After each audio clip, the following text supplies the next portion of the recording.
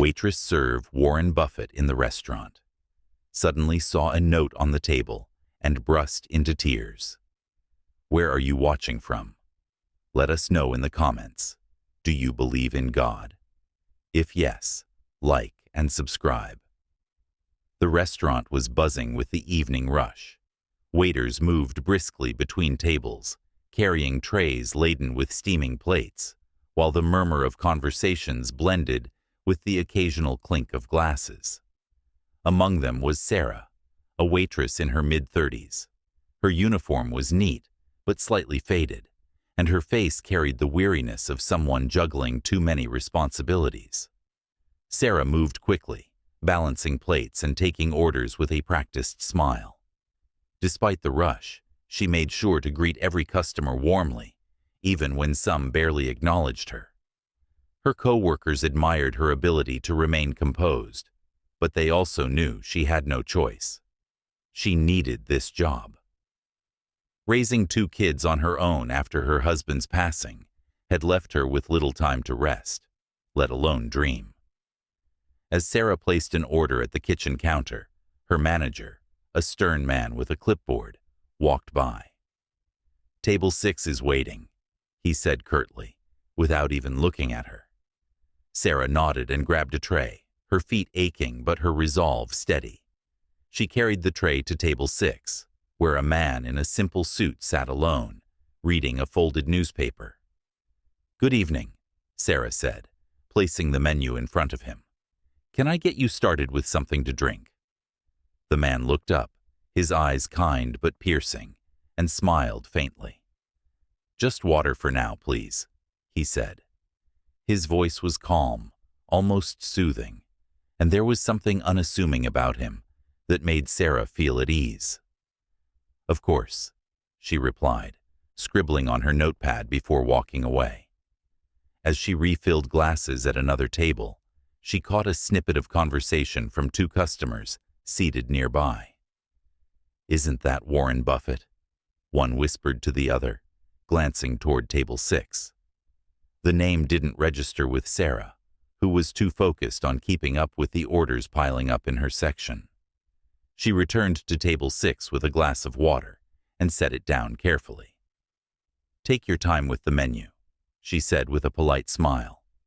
"Let me know if you have any questions." The man nodded.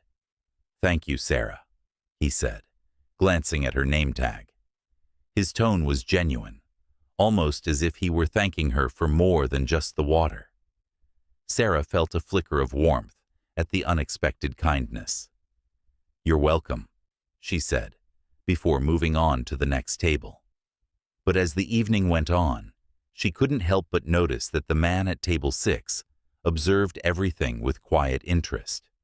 The hurried staff, the bustling customers, and even the tired smile she wore as she cleared plates and took new orders. Little did Sarah know, the quiet man at table 6 was about to change her life. As the evening unfolded, Sarah continued her rounds, her steps quick but steady. She passed table 6 a few times, noticing how the man, still seated there, seemed unusually calm amidst the restaurant's chaos. He sipped his water leisurely, occasionally glancing at his menu, but never appeared impatient. When she returned to take his order, he smiled warmly. "I'll have the grilled salmon, please," he said, handing her the menu. "And take your time. I can see you're very busy tonight." Sarah offered a grateful nod. "Thank you, sir. I'll get that started right away." As she walked away, her thoughts lingered briefly on his unexpected kindness. It wasn't every day that a customer acknowledged her effort, let alone showed patience. Most were quick to complain or make demands, especially during the dinner rush. She shook off the thought, focusing instead on delivering the best service she could. Back at the kitchen counter, Sarah called out the man's order to the cook and glanced around the room. The chatter of customers filled the air, punctuated by the occasional clatter of dishes. At a nearby table, a couple waved her over impatiently, their expressions sour. Sarah approached with her practiced smile. "What took so long with our drinks?" the man snapped, his tone sharp. His wife added with a huff, "And this bread is cold." "I'm so sorry about that," Sarah said, her voice calm, despite the sting of their words. "I'll bring you fresh bread and your drinks right away." She hurried to fix the issue, her cheeks burning with embarrassment. Moments like these were common, but they never got easier. As she brought the fresh items to the table, the couple barely acknowledged her, their focus on their phones. She swallowed her frustration and moved on. When she returned to table 6, the man looked up from his newspaper. "Rough night?"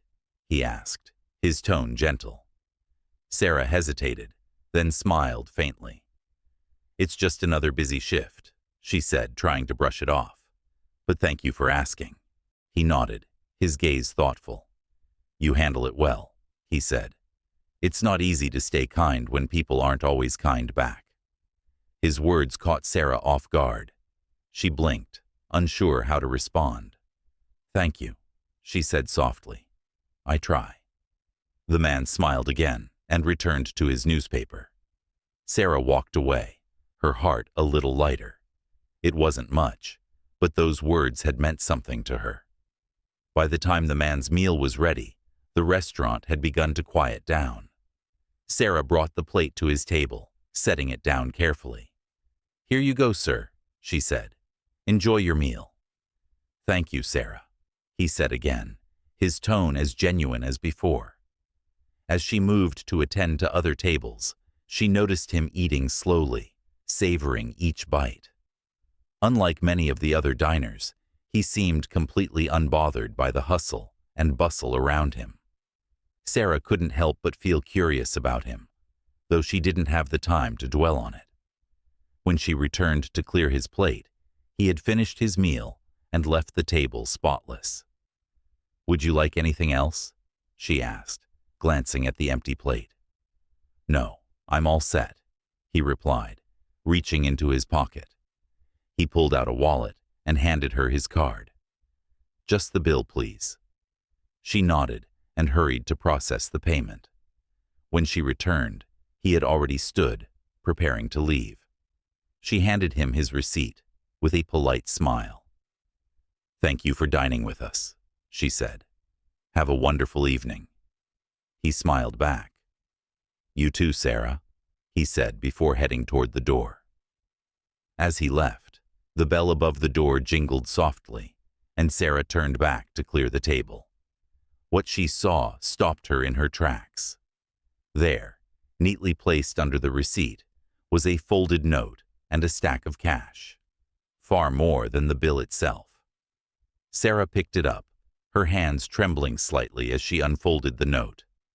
Her eyes scanned the handwritten message, and within seconds, her vision blurred with tears. The words on the note struck her like a wave, filling her chest with an overwhelming mix of gratitude and disbelief. She sank into the nearest chair, clutching the note and the cash.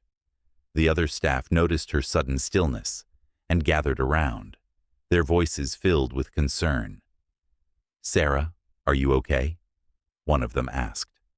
She looked up, tears streaming down her face, and held up the note. Her voice shook as she read it aloud. "Thank you for your kindness and hard work. The world needs more people like you. Use this to take care of yourself and your family. With gratitude, Warren Buffett." The restaurant went silent. For a moment, no one moved, the weight of the revelation sinking in. Warren Buffett?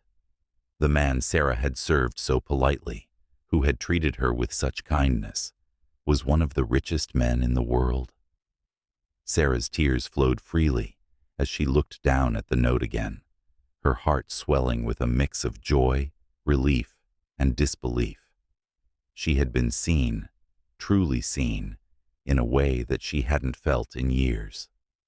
The silence in the restaurant was soon replaced with murmurs of shock and awe as word spread among the staff and customers. "Warren Buffett? Here?" someone whispered, their voice laced with disbelief. A few diners craned their necks toward the now vacant table where Sarah had served him, as if trying to piece together how they had missed recognizing him. Sarah remained seated, her hands trembling as she held the note and the stack of cash. Her colleagues surrounded her, their faces a mix of curiosity and admiration. "How much did he leave?" one of them finally asked, unable to contain their amazement. Sarah blinked through her tears and counted the cash. $2,000, she said softly, her voice shaking. The realization hit her like a tidal wave. This wasn't just a tip, it was a lifeline. It was rent, groceries, and maybe even a small break from the endless grind of double shifts. Her manager, who had been watching from a distance, stepped forward, his usual stern demeanor replaced by a rare softness. "Sarah," he began, his voice uncharacteristically gentle, "you deserve this. I've seen how hard you work, how much you care about the customers, even the difficult ones." Sarah looked up at him, her emotions swirling. I don't know what to say," she said, her voice barely above a whisper. "He didn't have to do this." "He didn't," her manager agreed, "but he saw something in you. And he was right. You're one of the best people here." The words felt surreal. Sarah clutched the note tightly, her mind racing. She thought of her 2 kids at home, waiting for her to return with leftovers from the restaurant. She thought of the overdue bills on her kitchen counter and the car that barely started most mornings. For the first time in what felt like forever, she felt like she could breathe. One of the customers approached her, a kind-looking older woman who had overheard the commotion. "You know," the woman said, her voice warm, "I've seen you working here before. You always go above and beyond, even when people aren't kind to you. It's about time someone recognized that." Sarah smiled through her tears, her heart swelling with gratitude. "Thank you," she said. "I just try to do my best." As the evening wound down, Sarah took a moment to herself in the break room, holding the note close.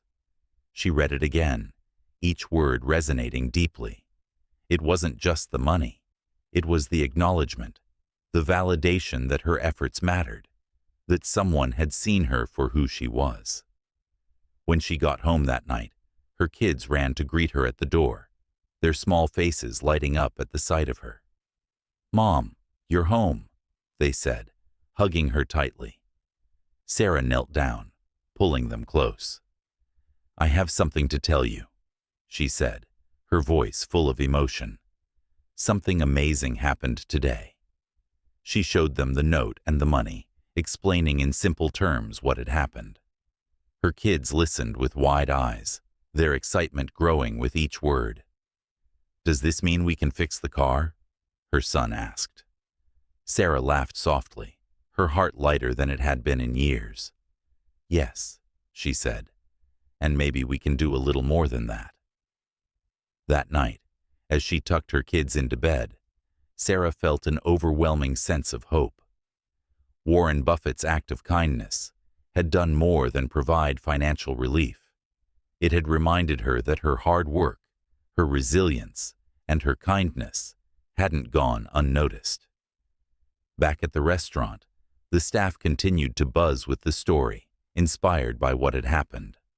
Some resolved to treat every customer with a little more care, while others simply marveled at the unexpected generosity of a man who had come and gone so quietly. And somewhere, Warren Buffett walked through another city street, his unassuming presence blending into the crowd. He didn't need recognition or thanks.